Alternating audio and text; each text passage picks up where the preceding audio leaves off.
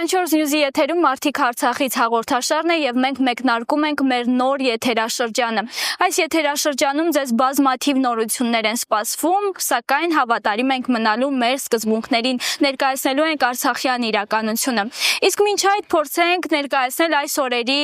իրականացվող հանդիպումները, հանրահավաքները, որոնք ուղղված են որպեսզի չդադարեցվի արցախցիներին տրվող սոցիալական աջակցությունները, վերականգնվեն արցախցիների իրավունքները։ Այս պահին գտնվում ենք արցախցիների իրավունքների պաշտպանության շտաբի մոտ Ազատության հրապարակում, զրուցելու եմ Սաիդա Բողոսյանի հետ։ Բարև ձեզ։ Բարև ձեզ։ Շնորհակալ եմ զրույցի հրավերս ընդունելու համար։ Ես էլ եմ շնորհակալ։ Շատ կարևոր է այսօր անդրադարձ կատարել այն խնդիրների, որոնք մենք այս պահին կանգնած ենք, որոնց առջև, եւ շատ կարևոր է, որ լրագրողները անմասն չեն մնում մեր պայքարից։ Սաիդա ջան, զրույցը սկսելու եմ ձեզ համար շատ անսպասելի կետից։ Շրջափակման օրերին շատ ու շատ մայրիկների, ընտանիքների համար եղել եք հույս։ Ինչու, որովհետև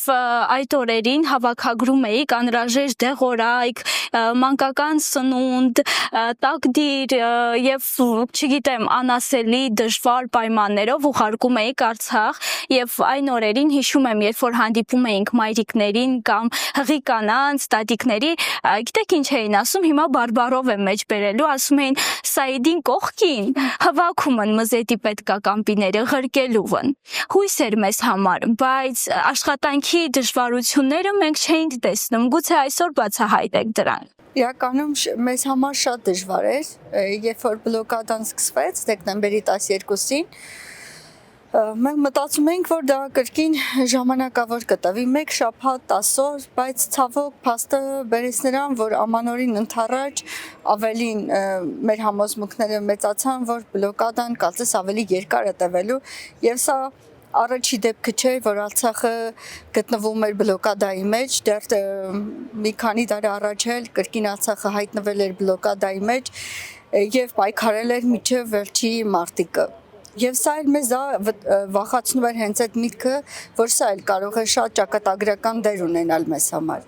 Մենք ընկերներով շատ միահամուռ ենք, քանի որ 20 թվականից այս կողմ շատ ծրագրերով օգնել ենք, աջակցել ենք Արցախին, բլոկադան էլ մեզ համար այդ քննության շարքն էր։ Ընկերներիցս մեկը Արմանը, որ պետք է Արցախ վերադառնար, զանգահարեց, ասեց Սաիդա, երեխեքը սոված են, ինչ կարող ենք անել։ Պահեստում ունեինք շատ տակդիրներ, առաջին պահը, որ հնարավոր էր կազմակերպել, տակդիրները ուղարկեցինք։ Իսկ հաջորդող օրերին ավելի ծանր էր, քանի որ լուրեր էին հասնում, որ նորածինները կաթ չունեն,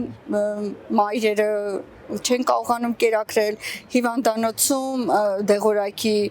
սղություն է ծննդատանը, հղիները չեն կարողանում ստանալ անհրաժեշտ դեղորայքը եւ այնտեղ էր գտնվում իմ ընկեր Սոֆյան Հովսեփյան, ով կրկին հղի էր,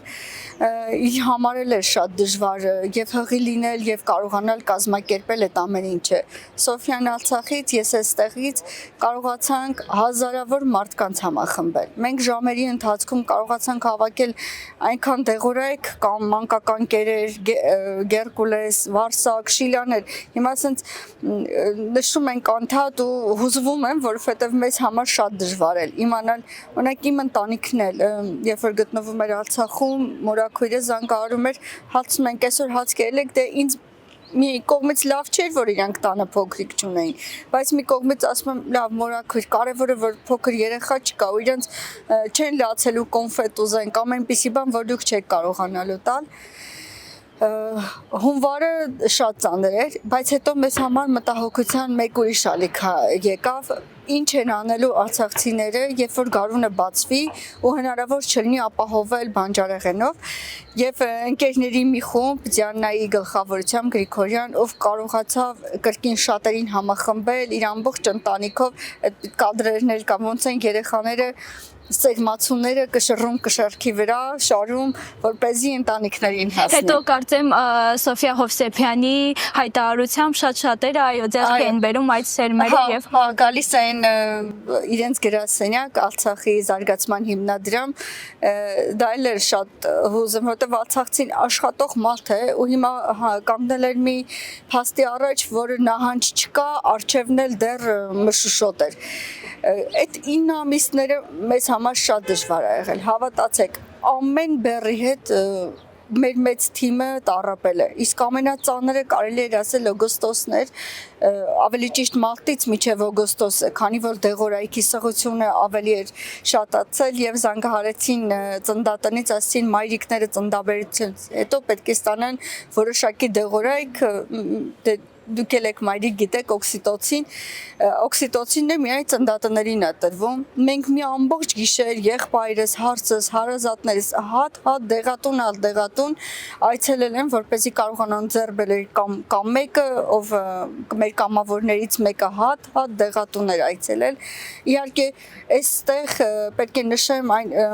մեծ կազմակերպություններին, օրինակ դեղորայք արտադրողներին, Վագա ֆարմներ, Տոնուս լեսներ, ովքեր միջին գնով կարողացան մեզ օգնել, որպեսզի մենք կարողանանք դա ձեռք բերել։ Ինչու եմ զրույցը սկսել հենց այս կետից, որովհետև այս օրերին հատկապես սոցիալական ցանցերում ես կարծում եմ, որ այդ մարդիկ պարզապես գոյություն չունեն, դրանք կեղծ օգտատերեր են եւ նշում են անընդհատ, որ փորձում են պարակտումներ մտցնել արցախցիների, հայաստանցիների միջև, մենք բոլորս հայ ենք եւ թե շրջափակման օրերին, թե գաղթից հետո հաջորդող իրադարձություններին բոլորս միմյանց օգնել ենք։ Մանավանդ Հայաստանի Հանրապետությունում մեզ դիմավորել են գիշերը ժամը 2-ին, 3-ին, չեմ էլ հիշում, օրինակ մենք քանիսին ենք հասել եւ տաք ծածկոցները, տաք թեյերը, ուտելիքները, գուցե վերջ դնենք վերջապես ներկայացնելով իրական իրադարձությունները, որ իսկապես մենք միասնական կարող ենք լինել։ Մենք միասնական ենք, սա արհեստական օրակարգ է, այսինքն հայը նույն հայն է, ոնց է, Գյումրիում խոսում են այլ բարբառով, Արցախի բարբառը ուրիշ է, օրինակ Արտաշատին ուրիշ է, Գեղարքունիքի մարզինը այլ բարբառ է, այսինքն սա կեղծ օրակարգ են բերել, որպեսզի սրացնեն այս հարաբերությունները։ Ինչ տարբերություն, մարդ որտեղ է ծնվել։ Իհարկե,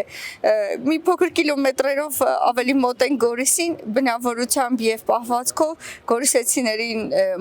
մոտենալով կլինք հասնենք ընդհանրապես Երևան։ Իհարկե ոչ մեր ցանկությամբ ենք հայտնվել այստեղ։ Եթե մեզ հնարավորություն ընձեռնվեր պայքարել միջև վերջ, իհարկե պայքարել ենք միջև վերջ։ Իրականում, երբ որ սեպտեմբերի 19-ին մենք հեռախոսով Արշակի հետ բաժանում էինք մանկական կերերը, երբ պատերազմը սկսեց, ժամերի ընթացքում մի խումբ մտավորականներ, մտահոգ արցախցիներ հայտնվեցին մեր կենտրոնում եւ ասում են ինչ անենք։ Մեկնեցին Արցախ, Հակարիի կամուրջը հասան միջև, որպեսզի մտածում են, որ Մայր Հայաստանը օգնությանը հասնելու իր զավակին, բայց մեզ համար շատ հիասթափեցնող էր, որ հասել ենք այնտեղ եւ սպասում ենք, որ Մայր Հայաստանը պետք է տեր կանգնի իր զավակին, իսկ հայտարարությունները տարածում են, որ մենք պատասխանատվություն չենք կրում կամ Հայաստանը չի քաշվելու, չքաշվելու պատերազմի մեջ։ Ինչ է նշանակում։ Դու լքեցիր քո որդուն, քո զավակին, այլ բառերով չեմ կարող ասել։ Հիմա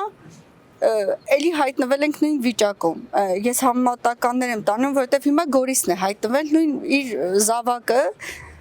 կրկին վտանգի մեջ է, իսկ այսօր մենք այս պայքարը սկսելով նաև փորձում ենք պաշտպանել մեր մյուս զավակին, Գեղարքունիքի մարզն է եւ Սյունիքի մարզն է վտանգի առջև։ Տեսեք Սաիդա ջան,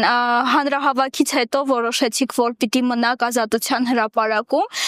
եւ դրան զուգահեռ ձեզ առաջարկություններ են հնչում 1 ամիս ակավելացնեն տան վարձավճարները, հա, չգիտեմ, այնտեղ նոր առաջարկություն է հնչում 1 անձի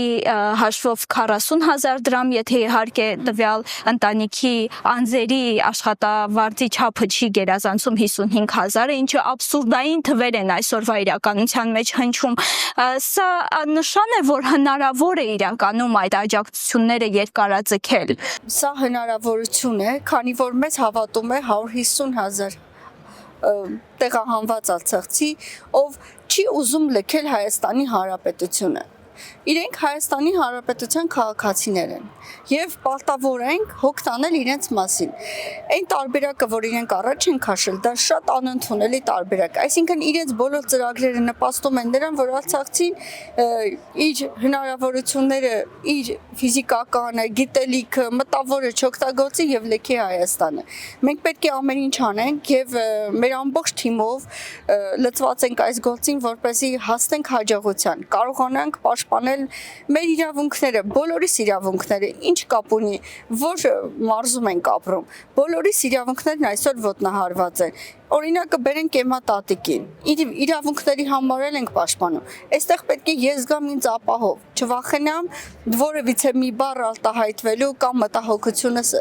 բարձրաձայնելու համար։ Այն դեպքում, երբ 2018-ին ասում էին, որ լինելու է խոսքի ազատություն եւ այլն, բայց ինչ ունենք հիմա, ինչ ունենք, ոստիկանապետություն ունենք, քանի որ մի մարդ ով եկել էր ժողովրդի միջից եւ պետք է պայքարեր ժողովրդի իրավունքների համար, իսկ ինքը միայն պայքարում է իր ստամոքսի եւ իր անձի համար։ Այսինքն, երբ որ ինքը մեզ ամբողջ կառավարությունը ներկայացնում է, որ մենք ենք ստամոքսի կռիվ պայքար տալիս, ոչ, հենց ինքն է ստամոքսի կռիվը հենց իր մոտ է, ինքը շատ է սիրում ուտել եւ ես չեմ պատկերացնում մի օր եթե ինքը չուտի այն սնունդը իր հետ ինչ կպատահի։ Իսկ մենք ունենք շատ Արցախից ընտանիքներ, ովքեր բազմազավակ են, իրենց ծնողները զոհված են, ունենք ընտանիք եւ մայրը եւ հայրը պատերազմում զոհվել են, չեն զոհվել, այլ մորթվել են, որի մասի շատ քչերն են խոսում։ Այսինքն, այստեղ այնքան խոցելի խումբ է հավաքված, ու այսօր ասել, որ դուք միայն ստամոքսի համար, եթե ուզում եք, այո, ստամոքսի ապրելու իրավունքի համար ենք պայքարում։ Չենք ուզում Արցախի գաղթականները ոնց որ ամբողջ սփյուռքով էլի տարածվեն։ Ուզում ենք մնանք այստեղ, պահպանելով մեր մշակույթը, մեր բարբառը, մեր ավանդույթները, քանի որ այս ավանդույթներով է, որ մենք կարողացել ենք փակ խմբերով դարերի խորքից հասնել մինչև այս թվականը։ Գիտենք, որ շատ պետություններ հզոր երկրամասեր կործանվել են, բայց հայերը մնացել են պահպանելով իրենց այդ մշակույթը։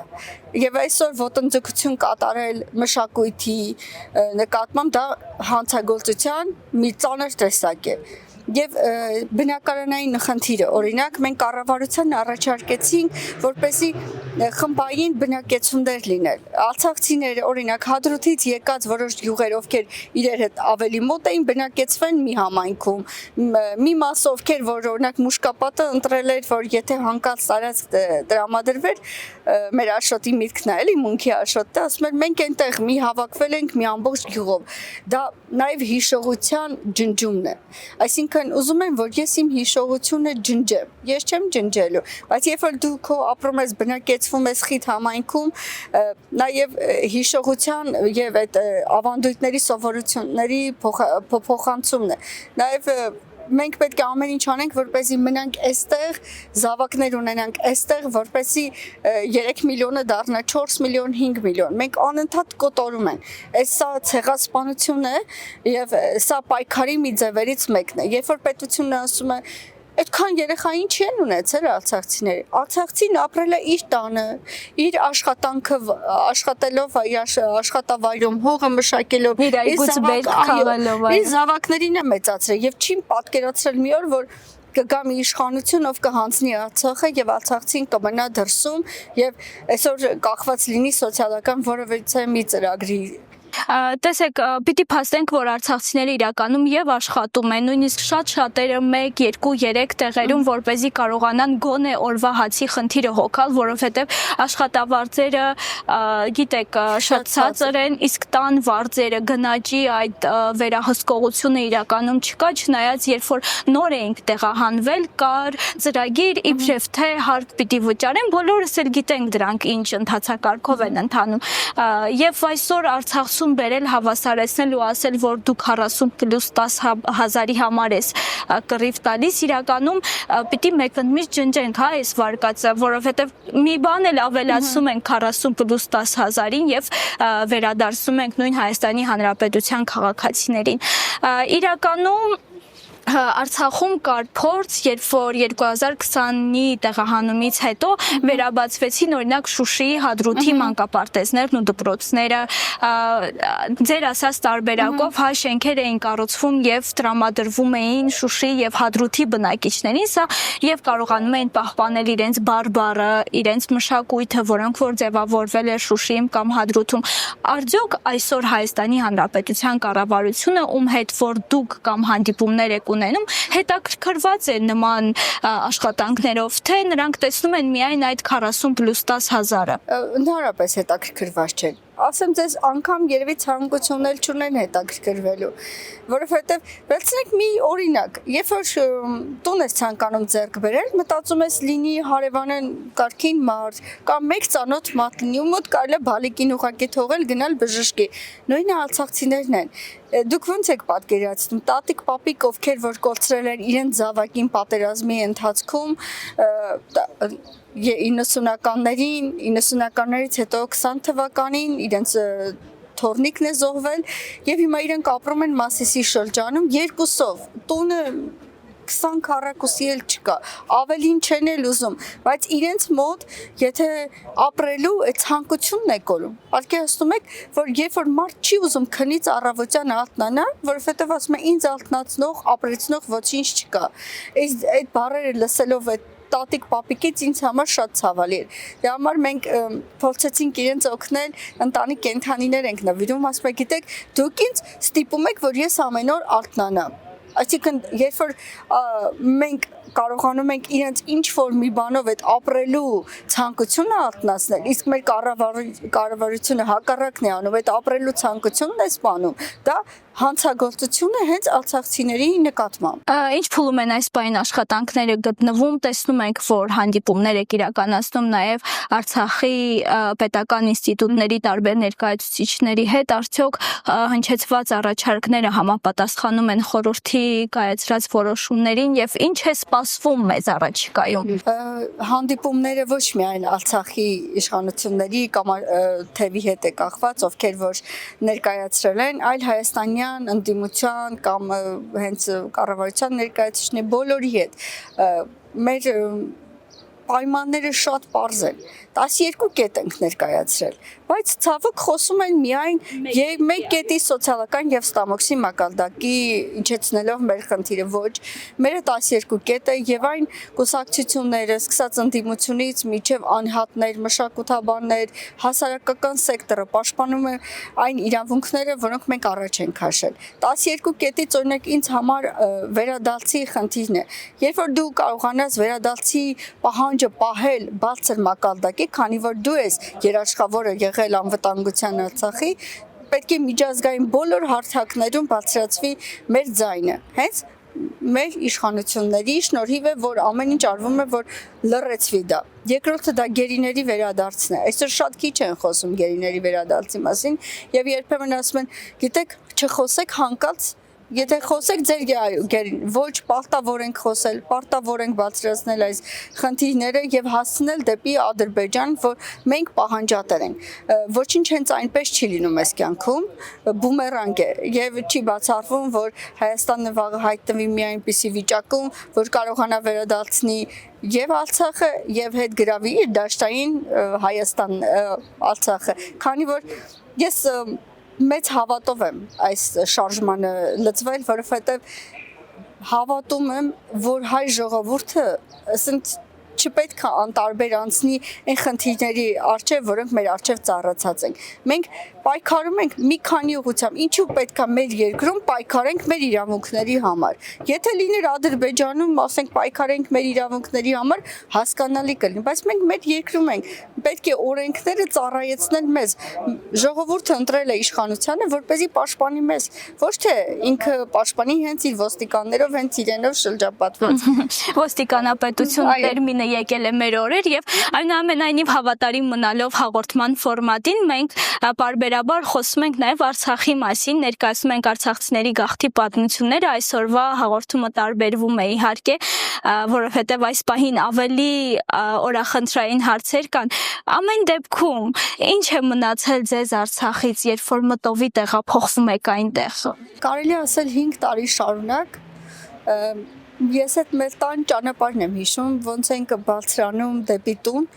ու անընդհատ հիշողությանս մեջ դա է գալիս ու ինձ համար ցավալին էր, որ Ծակուրի գյուղում թշնամի պետությունը Ալիևը հայտնվել էր հենց այն տան կողքին, հենց այն բանկում, որ ինքը պետք է լիներ հայերի բնորանն է, այսինքն մի թշնամի հայտնվել է քո ծննդավայրում, կադրը անդադ պտտվում է ուղեղիս մեջ ու ասենք չեմ կարողանում ինձ ներել, որ ավելի երկար չեմ մնացել Արցախում, մեկ բան ավել չեմ բերել այնտեղից, բերել ենք մեր տան փոքրիկ սամավարը, որը երեխաները խաղալով բերել գցել էին պայուսակի մեջ ու հետ էին բերել, հետո մայրիկս ասում, բայց գիտես դրամոտ նաև այն մեծն էր, կարող եք դա էլ վերցնել, ասում կարող ենք, բայց այս պահին միայն կարողացել ենք հիշողությունները բերել ու ես ամեն օր պայքարում եմ, որ այդ դետալները չմոռանամ, շատ ցավալի է, բայց երբեմն ասում եմ հանկարծ ինչ որ մի բան մտքիցս չջնջվի, իսկ այսօր մեր իրականությունն այնց է, որ ամեն օր փորձում են ջնջել դու ով ես, ես չեմ ուզում մոռանալ ով եմ, ես հայ եմ, ով ուզում է ապրել իր երկրում, ամուր կանգնած իր հողի վրա, մեծացնելով իր զավակներին եւ պատասխանատվություն կրել ապագա սերունդների նկատմամբ։ Այսօր մենք ինչ ենք թողնում այս սերունդներին։ Բզկտված հայրենիք, ատելության մեծ գեներացիա, որի դեմ պետք է պայքարենք։ Ես ուզում եմ խոսել այն մարդկանց մասին, նաև ովքեր որ պայքարում են, որ այդ հիշողությունը մնա։ Օրինակ իմ ընկեր Լիլիթը, ով Արցախից չէ, Լիլիթը Բլեյան, մի քանի օր առաջ ունենց գրառում էր կատարել, որ ես ամեն կարդալուց վերապրում եմ, ես Հակարի կամուրջը չեմ անցել ինչպես 23 թվականին, ես անցել եմ 20 թվականին, ինձ համար այդ Հակարին ասենց չափանիշ է, ես ասենց մեծ հավատով եմ, որ Հակարին անցնելու ենք հաղթանակած եւ կրկին գնալու ենք տուն, հադրուտ, թնջրի ծառը նորից տեսնելու եմ, ասենց հիշողություններ են, որոնք սպանել հանցագործությունը, իսկ թողել եմ շատ բան, թողել եմ ընկերներիս, ովքեր որտեղ գտնված չեն, անհայտ կորած են, ինձ համար ամենածանրը հենց խոսել դրա մասին է, որ մենք կարող ենք ուղղակի չկորցնել այդ ամեն ինչը, բայց այսօրվա ապաշնոր իշխանության եւ քաղաքականության շնորհիվ կորցրել ենք, բայց ես իմ հավատը չեմ կորցրել։ Դա ժամանակավոր կորուստ է ու ես հավատացած եմ, որ Արցախում կրկին ապրելու են հայեր եւ Արցախի դռները միշտ բաց են լինելու բոլորի առջև։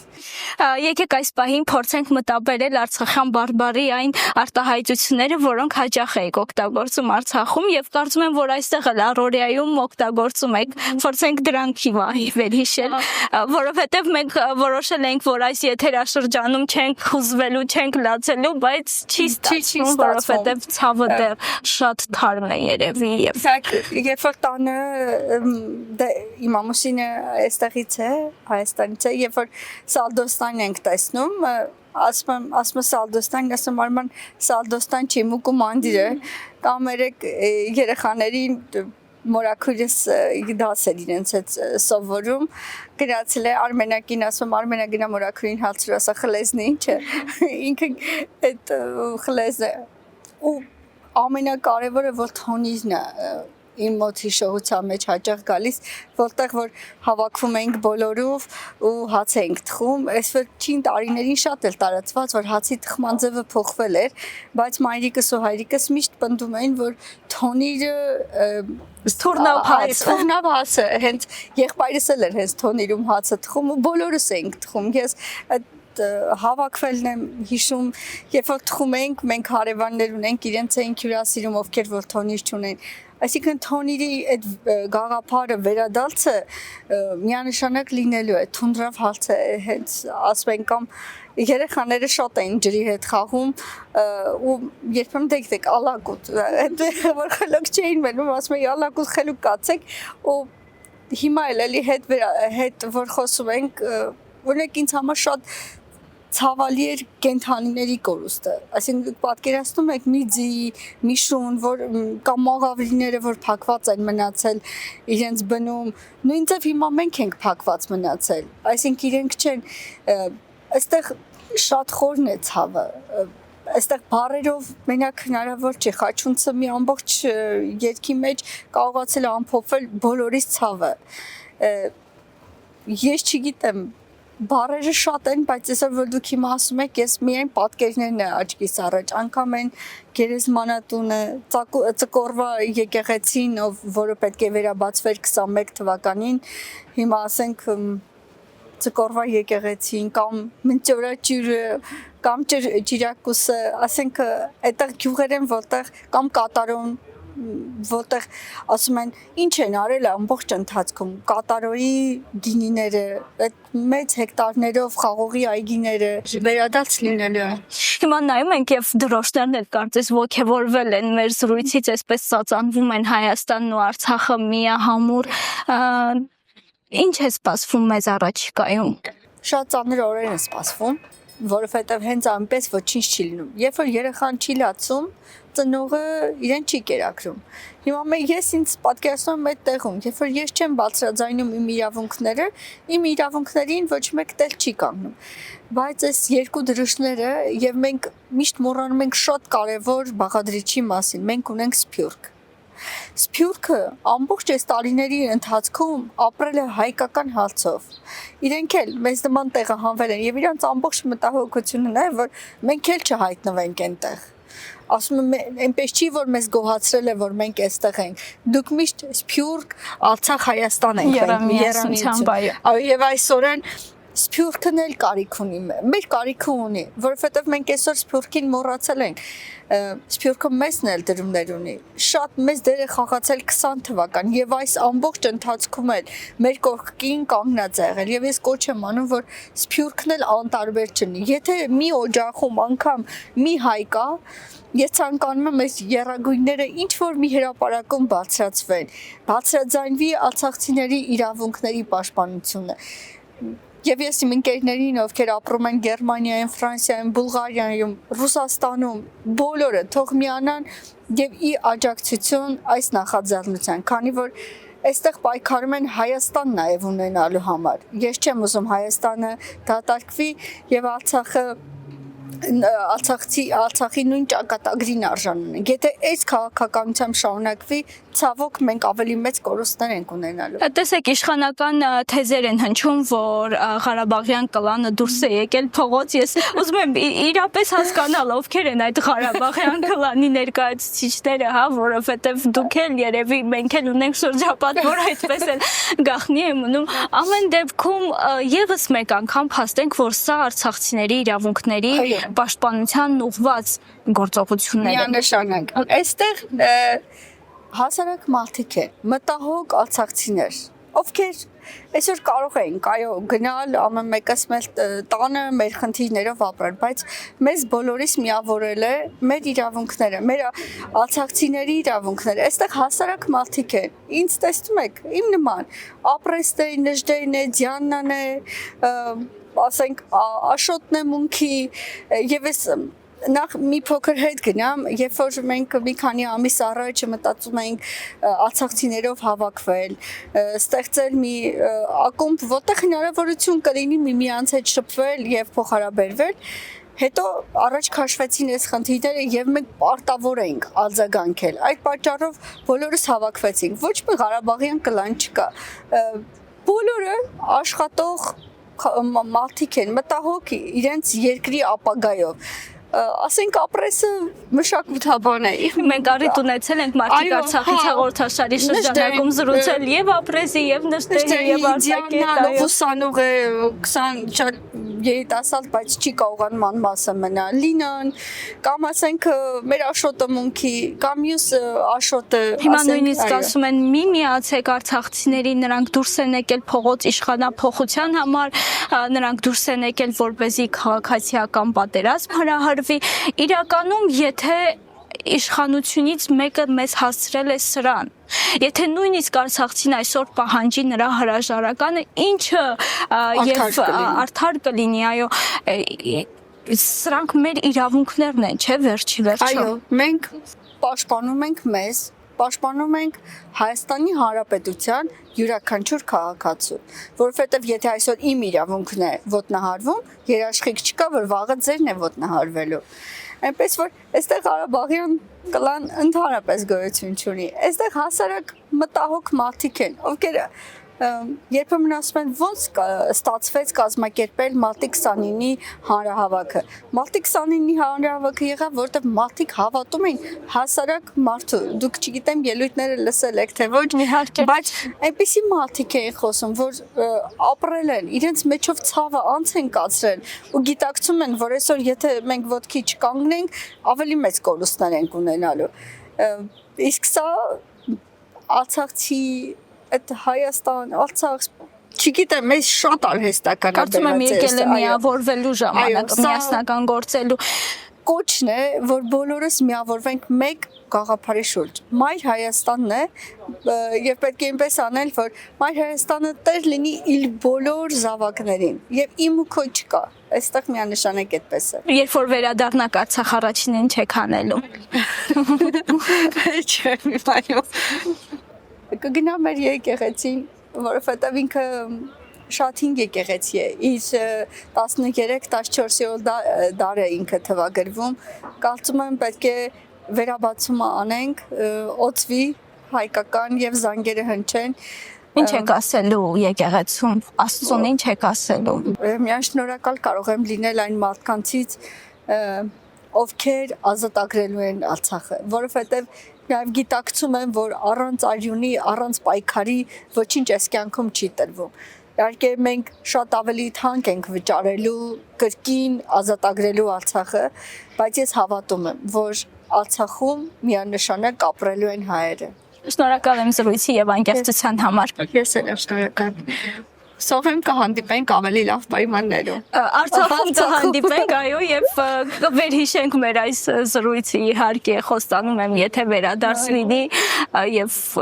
արդեն գործունեության շրջանակը նույնն էլ չլինի, էլի կհանդիպենք Արցախում։ Շնորհակալ եմ։ Հուսանք ու վստահ լինենք, որ առաջիկայում դեռ լավ ու լուսավոր օրեր են մեզ սպասվում։ Ամուր մնացեք, այսօրվա համար այսքանը, կհանդիպենք։